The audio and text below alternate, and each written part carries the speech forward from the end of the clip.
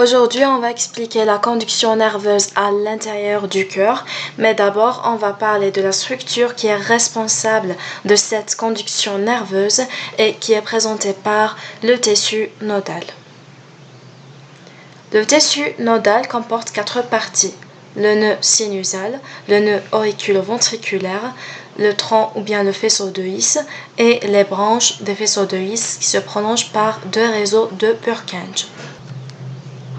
Le nœud sinusal se trouve sous l'orifice de la veine cave inférieure et le nœud atrioventriculaire, NAV, se trouve à droite de la partie inférieure du septum interatrial. Le faisceau de His se trouve dans la partie supérieure du septum interventriculaire et il va donner 2 branches qui s'étendent sur la longueur de ce septum. Voilà. Pour donner enfin 2 réseaux de Purkinje dont chacun d'eux est destiné par un des 2 ventricules. Chaque partie du tissu nodal présente une fréquence spécifique du potentiel d'action qui est différente des autres. Si on va les mettre par ordre, on trouve que le faisceau de His et le réseau de Purkinje présentent la moindre fréquence de potentiel d'action ou bien la vitesse de dépolarisation. Ça sera comme ça pour le faisceau de His et le réseau de Purkinje.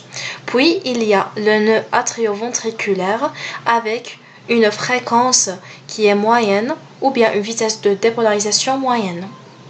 Dernièrement, le nœud sinusal avec la plus grande, la plus importante vitesse de dépolarisation. Ça explique pourquoi le nœud sinusal est le pacemaker normal du cœur. Ça veut dire, c'est lui qui détermine la fréquence cardiaque.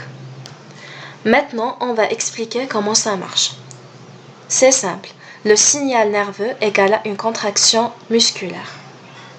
Ça veut dire, où il y a un signal nerveux, il y aura une contraction musculaire. Le signal naît au niveau du pacemaker normal du cœur qui est présenté par le nœud sinusal. Il prolonge après vers les 2 atriums et donc il y aura la contraction des 2 atriums afin d'assurer leur vidange.